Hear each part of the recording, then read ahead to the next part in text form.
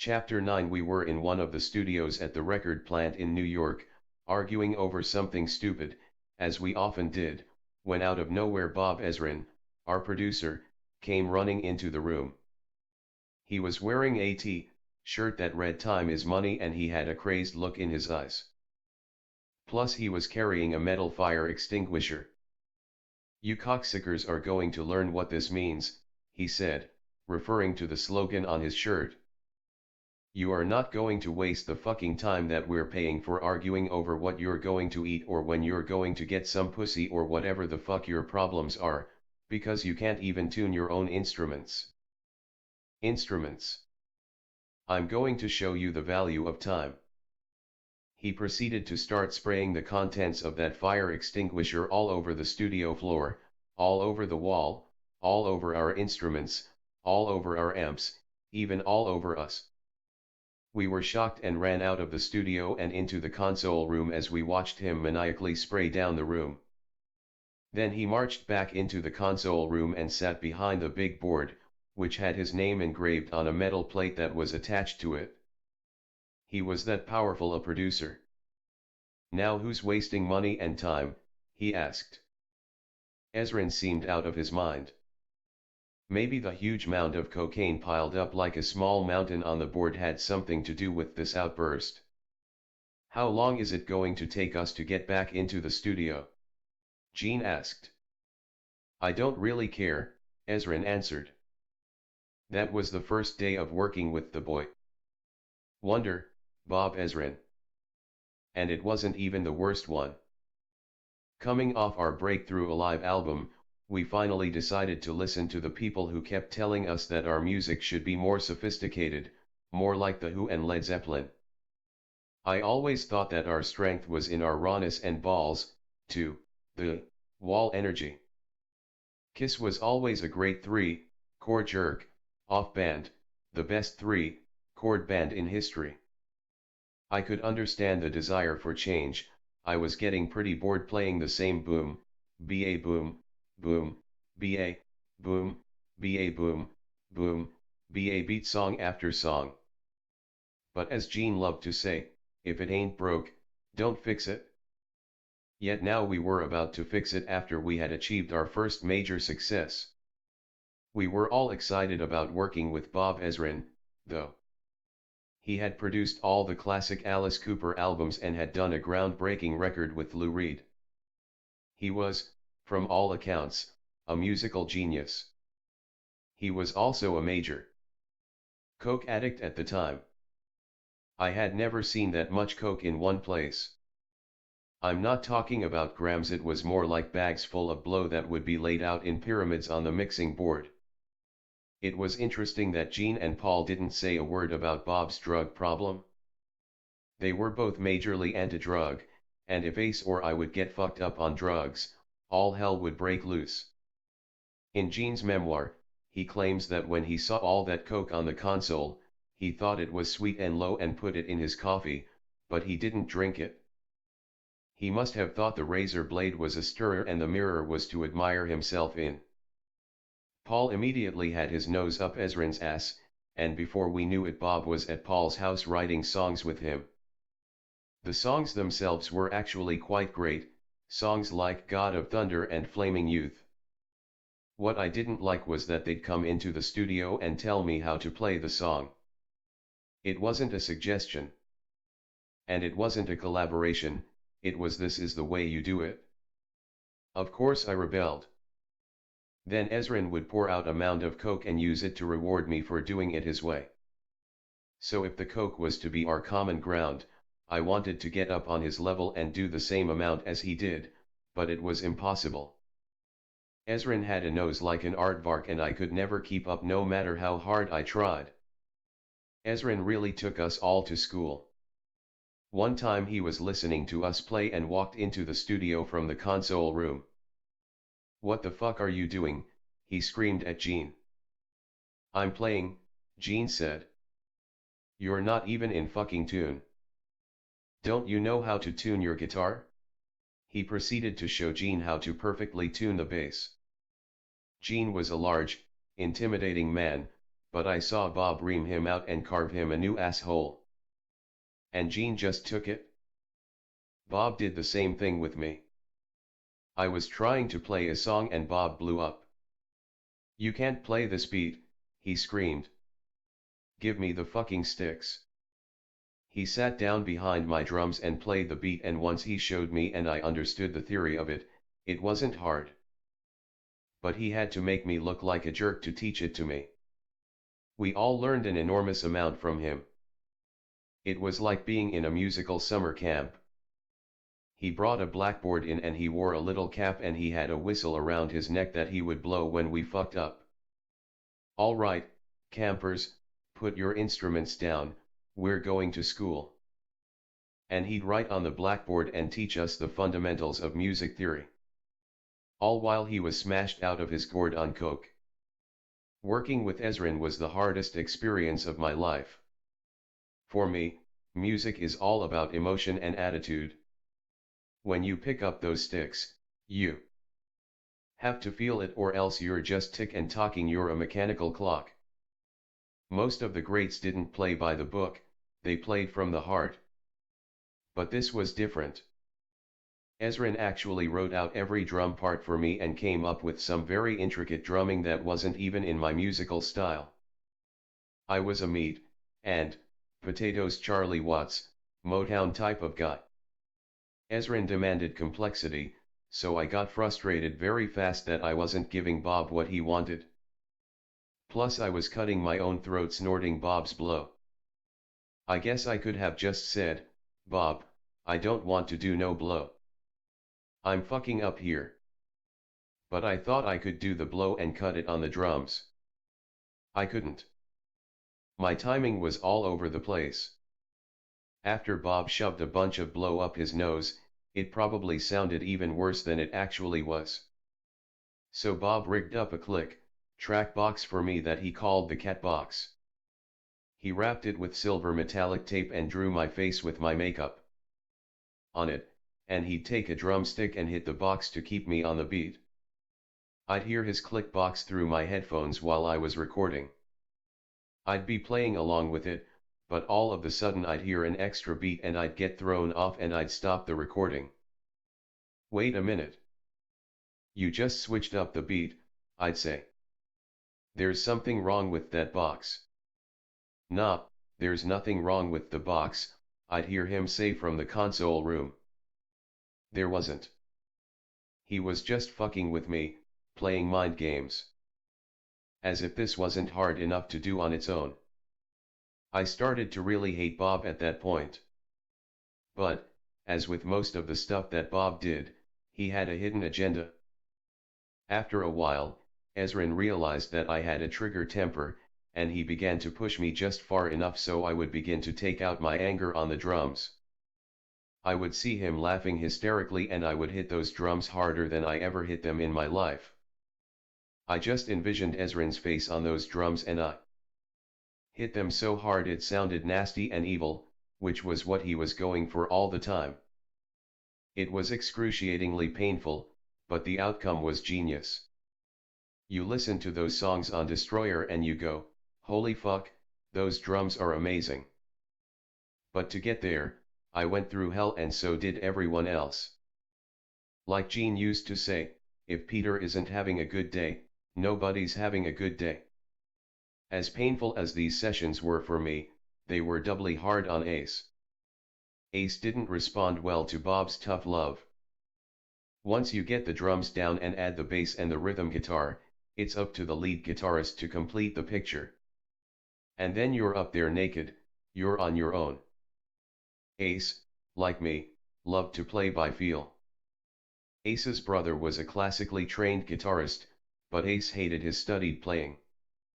Ace loved spontaneity, but Ezrin had other plans for him. I didn't get to witness Ace's arguments with Ezrin because the minute my drum tracks were done, I was out of there. Why would I want to stay around to listen to Ace getting reamed out for the next 5 hours when I could go home and have fun or go to a club? Ace was drinking and partying with his friends a lot, and he started missing sessions. One time he actually told Ezrin that he couldn't record because he had a previous engagement to play cards with his pals. Ezrin didn't take too kindly to that and called one of his own Ace session guys, Dick Wagner, who came in, nailed the songs, and left. The consummate pro. Wagner never got the credit, but it's him playing on songs like Beth and Sweet Pain. Ace was furious he had been replaced and felt that Gene and Paul were traitors. When Ezrin started working with us, one of his criticisms was that all of our songs were about sex. He felt that to get to the next level, we had to expand our palette a little bit and try to reach a broader audience than the 15-year-old boys who were our fan base. Ezrin found that vehicle in a song I had written with Stan Penridge. Back in the Chelsea days, Stan and I had written a joke song to knock our bandmate Mike Brand's wife, Becky. She would always call him during rehearsals wondering when he was coming home. So the song originally went, "Beck, I hear you callin', but I can't come home right now / me and the boys are playin', and we just can't find the sound. So we were knocking this guy's wife, shut the fuck up, quit calling." I wanted to get a song on Destroyer, so one day Gene and I were in a limo and I started singing back to him. I knew that both he and Paul would never go for a ballad, so I sang him a faster version of the song and he seemed to dig it and suggested I play it for Ezrin. But when I sat down with Ezrin, he immediately understood it for what it was. "This is a ballad. I hear it on the Baby Grand. This is going to be a hit record," Bob enthused. "I'm going to get the New York Philharmonic to play on this." "Yeah, right. In my fucking dreams," I said. Ezrin just smiled. "This little song says so much in so few words." "I wish I was home, but I can't be," Bob said. "Everyone will relate to that businessman, doctors. It's a universal theme." He wanted to make one lyrical change, though. He thought we should change the name from Beck to Beth. I was fine with that. Ezrin's man Dick Wagner, who played acoustic on the track because Ace was out in space somewhere, loved the song, too, and immediately thought it could be a hit. But Gene and Paul kept resisting it. They didn't want a ballad on the record. That's when Bill stepped in. He had heard the basic track, and he thought Beth was a hit. So when Ezrin hired the New York Philharmonic and we went down to record the session, Bill suggested that everyone in the orchestra should wear those fake tuxedo t-shirts and that I should go down in full makeup and take photos with the orchestra. "I know you've been going through hell with them over your song, but I love it to death," Bill told me. "So let me make you feel good." Bob was in full tails and a top hat and played the baby grand piano. We must have had more than 25 pieces in the orchestra. And when they finished the track, I was crying my eyes out, it was so beautiful. And the orchestra was clicking their bows and Bob stood up and called me up to take a bow as the writer. When I was bowing to the room, I never felt so proud in my life. With the track completed, we then had to go in and record the vocal. I went into the studio and Bob lowered the lights to get me in the mood. Just then, in walked Gene and Paul, and they sat down on the couch in front of the board. I was shitting a brick, all alone in there, about to sing Kiss's first ballad. Meanwhile, those two fuckfaces were sitting in the booth stone-faced like they were at the zoo watching an animal through the glass. "Okay, take one," Ezrin said. All of a sudden, my legs began shaking.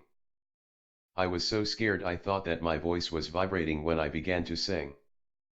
I looked and saw that Gene and Paul were grinning because I was really struggling. "What's the matter, Peter?" Bob said. "I can't sing like this," I said. "These two cocksuckers are sitting there laughing. Hey, assholes, get your fucking asses out of the room," Bob screamed at them. They left, and Bob closed the door.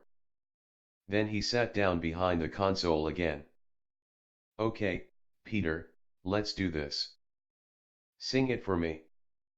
We did a couple of takes and Bob suggested I go up a little higher. I did, and it was beautiful. I love it, I fucking love it, he said, and called me into the console room to listen to the playback. He had the engineer make a quick mix, and then he called Gene and Paul back into the room. Listen to this, he said. We listened and they had no reaction. No wow, no no holy shit, not even a this stinks. But I was ecstatic. Ezrin had taken Stan and my little song and had turned it into a masterpiece. Now I really understood why he was considered such a stone-cold genius. Not everybody shared those sentiments. When Destroyer was first released, we got a strong backlash from our hardcore fans. After 6 months, the album was dead in the water. The critics didn't think much of it, either. Ezrin had even received a threat from a guy who said he was going to go up to Toronto and punch him in the nose for all the Kiss fans.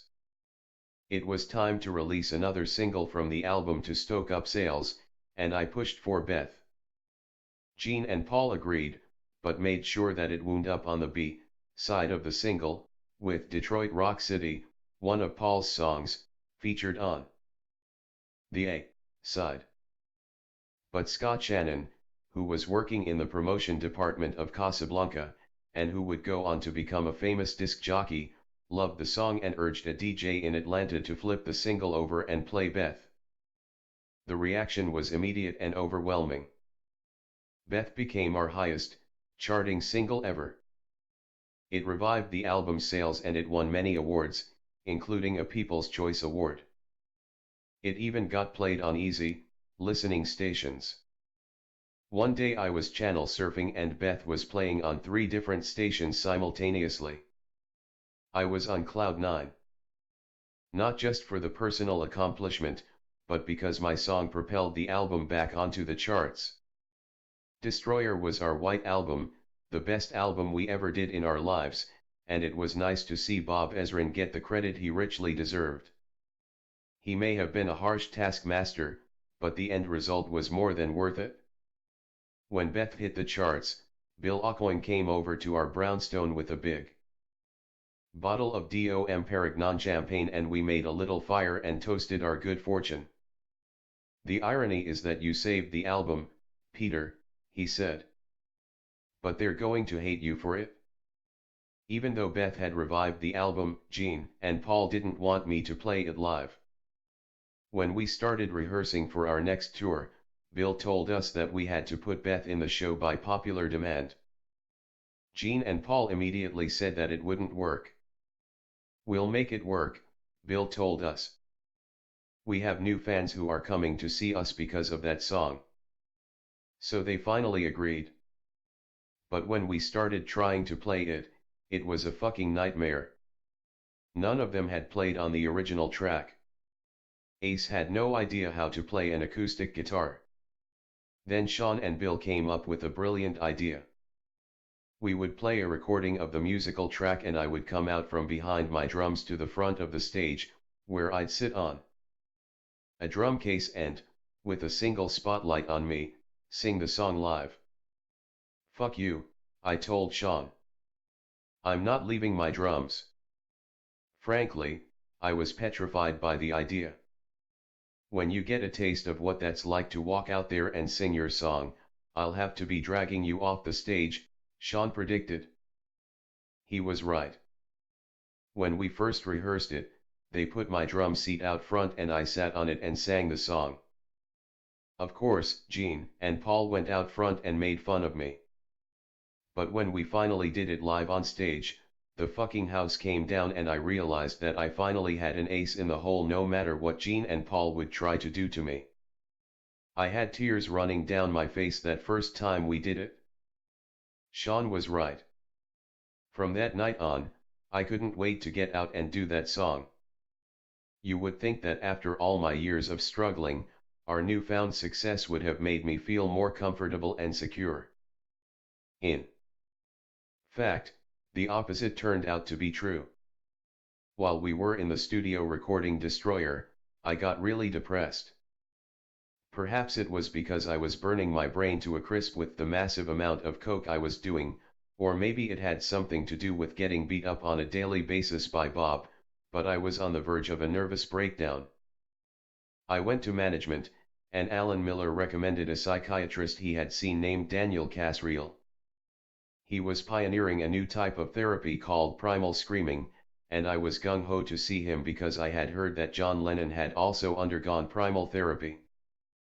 Casriel had a beautiful brownstone on East 51st. We did a consultation and I told him I was miserable. I was always on the road or else in the studio.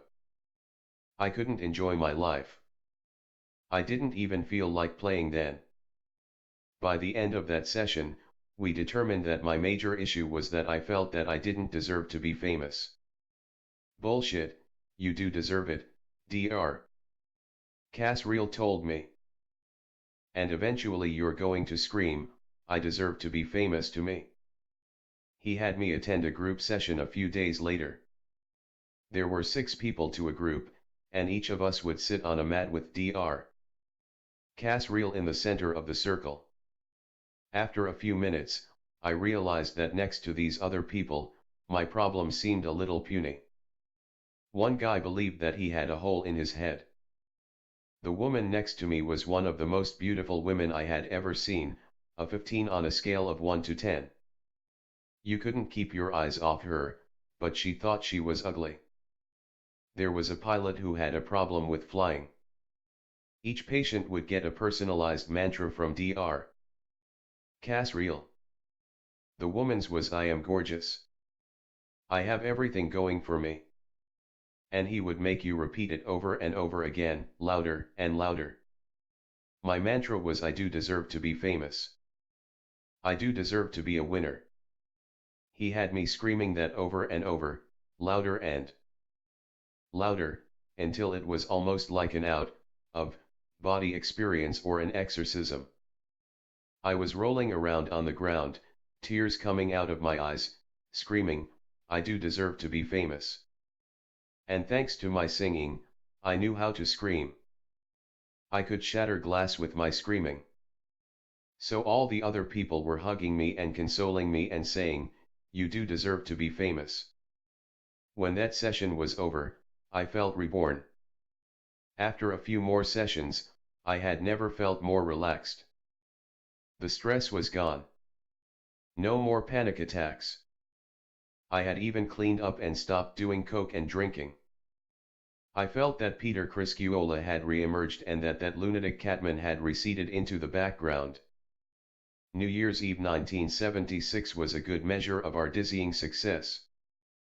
3 years earlier, we had opened for Blue Oyster Cult and played to 3,500 people. Now Blue Oyster Cult was opening for us and we had sold out the Nassau Coliseum, all 13,000 plus seats. When we went on stage, we were treated like conquering heroes. Backstage there were people who wanted to have their picture taken with me, have me kiss their babies. It was frightening to have all these people touching me and grabbing at me. One girl pulled my brother and me aside and pulled up her dress to show us a huge Kiss logo tattooed on her ass. If I wanted to, I could have gotten blowjobs on stage, off stage, in, between stage, backstage, under the stage. It was wild. On stage, we always felt as if we were looking into some bizarre mirror. Thousands of people in the audience were wearing our makeup. We were on the front covers of all the big industry magazines: Cashbox, Record World, Billboard. Ironically, the one thing that really bugged us was that off stage we would never be recognized without our makeup on. Bill would always lecture us, don't ever get caught without your makeup.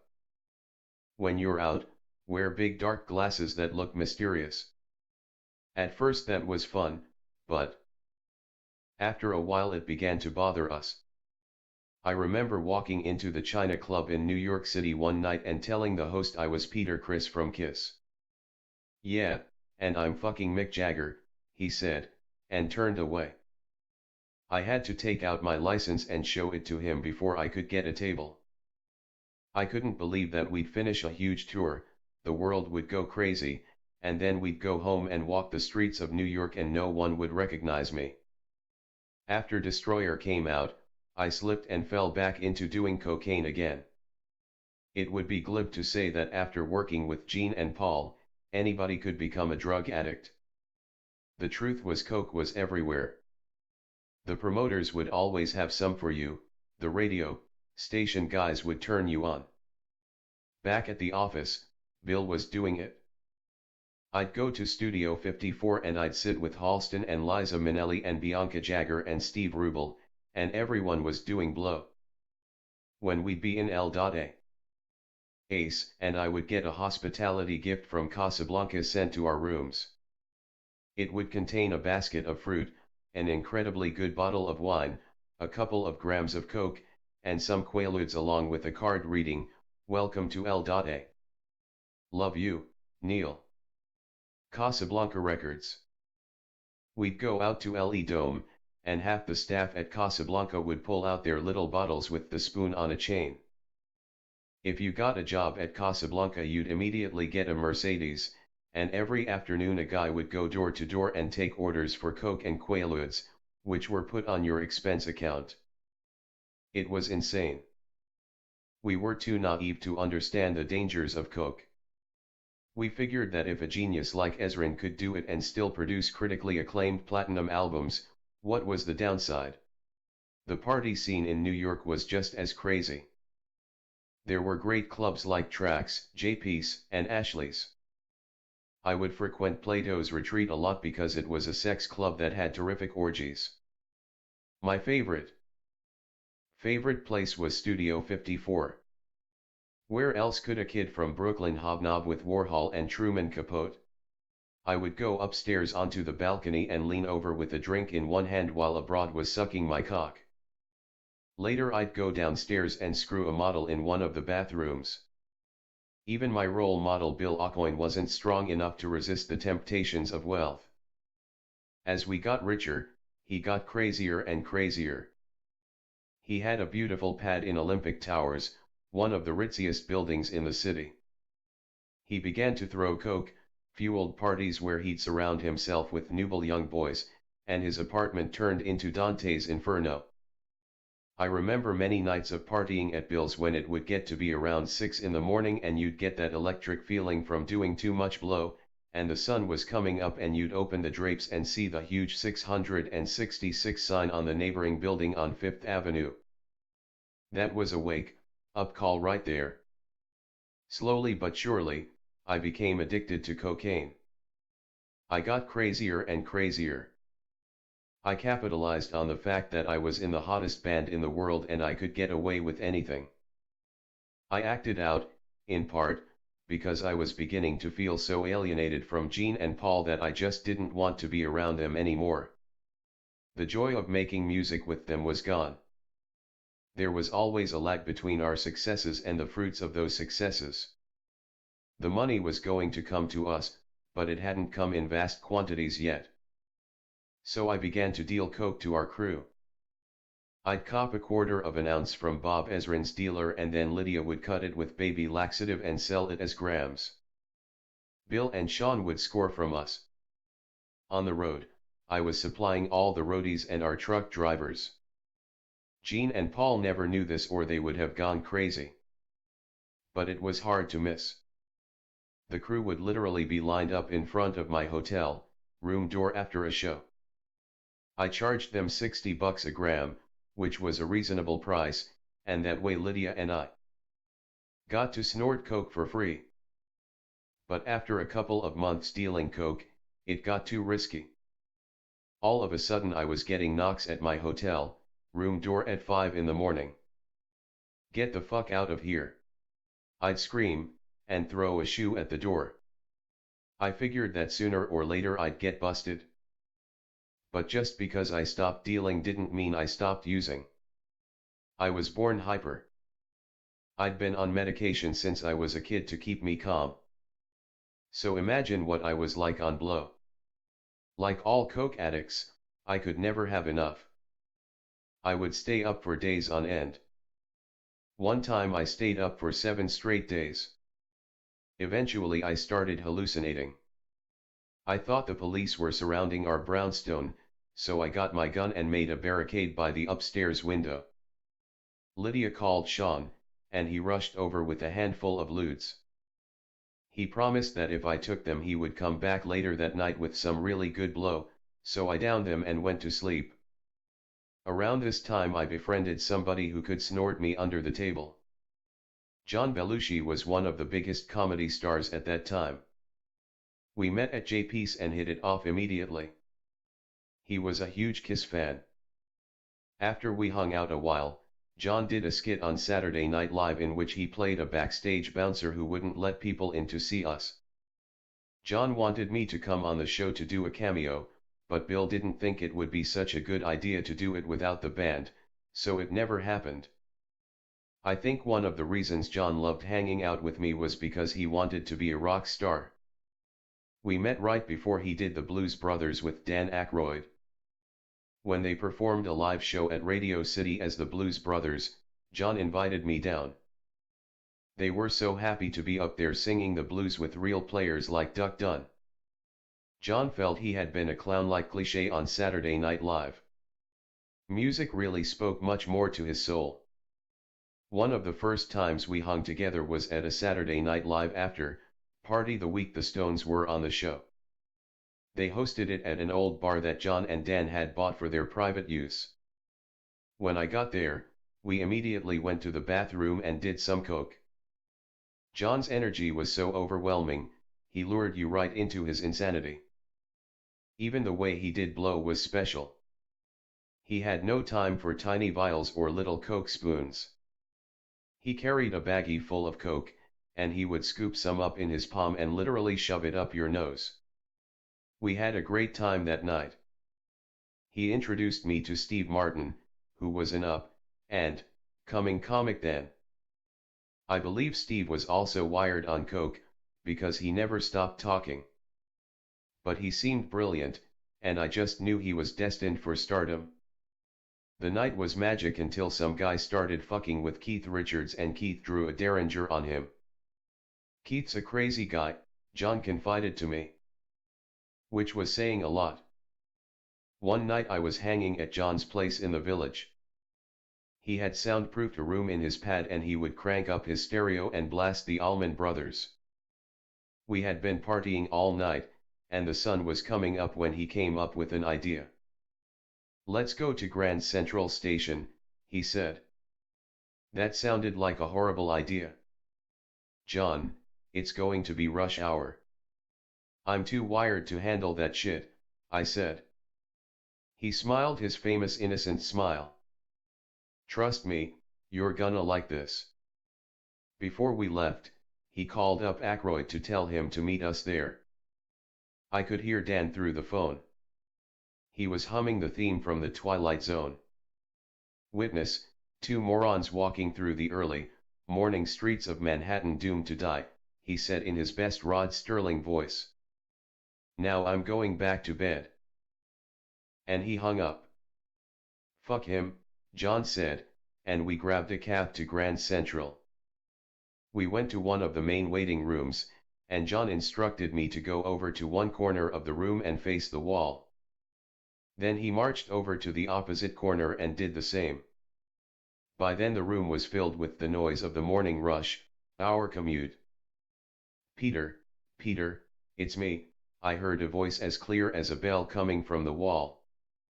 Somehow John knew that the acoustics at Grand Central were such that you could communicate across the room if you faced the wall. So we were talking and talking.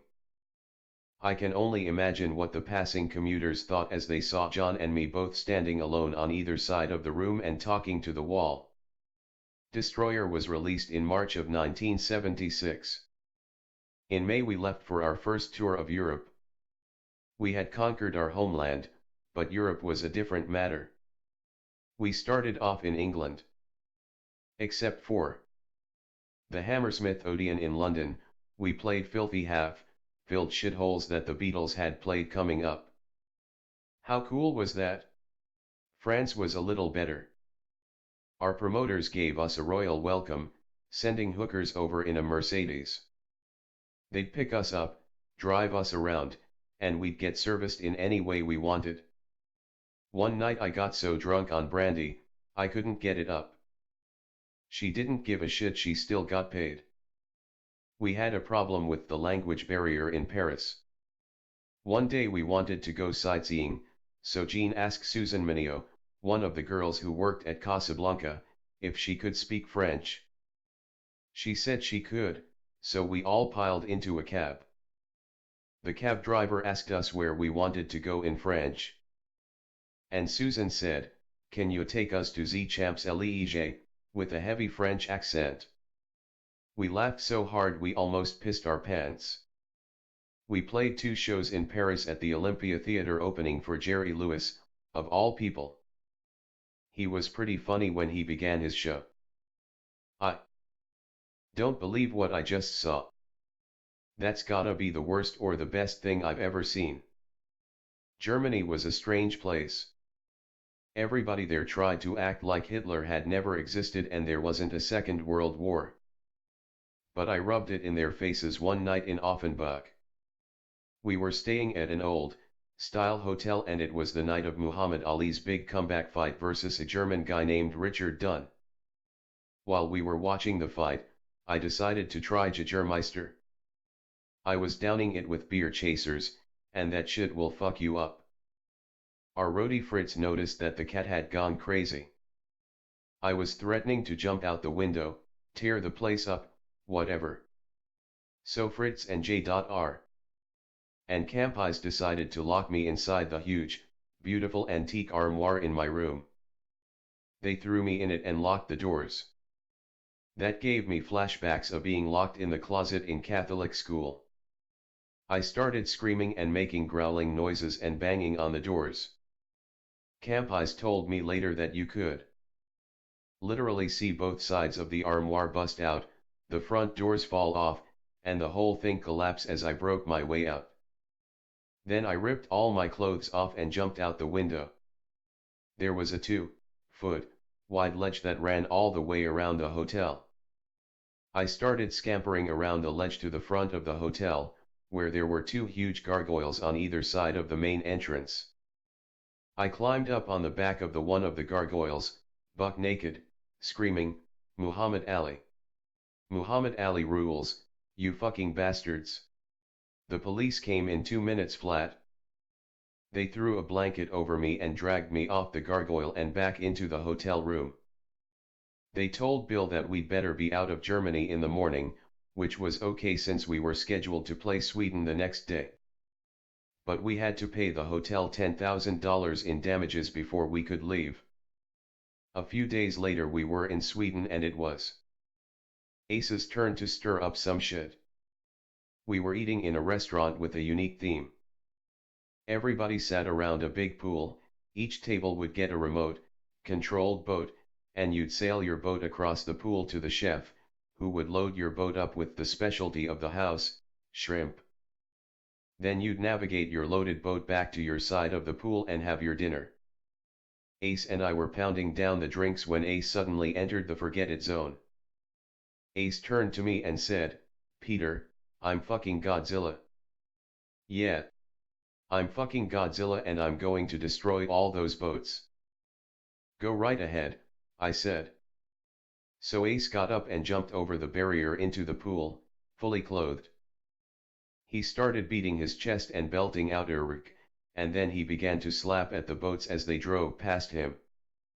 Nobody could believe what they were seeing. And the next thing I knew, boom, I passed out face first right into my salad. But I'm told that Ace picked up a boat and went "Urk," and ate the shrimp, then threw the boat across the pool. Then he splashed around some more, knocking the boats around. All the other patrons were freaking out. Shrimp were floating in the pool, the water cascading over the sides. Our group was in hysterics, even Jean and Paul, but everyone else was totally pissed off. One woman was screaming that her dress had been ruined. Of course we got thrown out. I was still comatose, so Big John had to pick me up and carry me out on his back. The next day he came by and said that Ace's Godzilla routine was the biggest expense of the tour. But touring wasn't just fun and games. Most of the time, touring was monotonous and lonely. You spent most of your time just waiting for the hour and a half you'd be on stage. And after touring non-stop for so many years, my body was beginning to break down. I couldn't even lift my arms after a while, so J.R. took me to a local doctor to get some shots. He shot me up with a horse needle. He went right to the bone and then moved the needle around so that the liquid soaked the bone down and the joint could move. Do you know how fucking painful that is? But after I got one, I could finish the show. What I didn't know was that they were shooting me up with cortisone. And when that shit wore off later that night, I would be in excruciating pain. I was tearing the ligaments in my arms even more by playing. With the cortisone, I just didn't feel the damage that was being done. When I found out I was getting cortisone, I flipped out. Meanwhile I was taking coke and every other drug under the sun, but to me cortisone was a no. It affected me in weird ways. My attitude got shittier, I was totally miserable, and I was affecting everyone around me. One night the pain got so bad that when we were driving back from a gig, I couldn't even lift my arms. I was sitting in the back of the limo with Paul and I turned to him. Paul, if you ever did any decent thing in your life, please cancel this tour for me. I can't play anymore, I can't even lift my arms, I'm in excruciating pain. I know I cry wolf, but I'm not fucking around this time. Then I laid my head on his shoulder and I started crying like a baby. When we got back to the hotel, Paul went right to Gene and told him we had to cancel the rest of the tour. They called Bill and he cancelled the remaining dates. For once Paul had done the right thing, and I was truly grateful.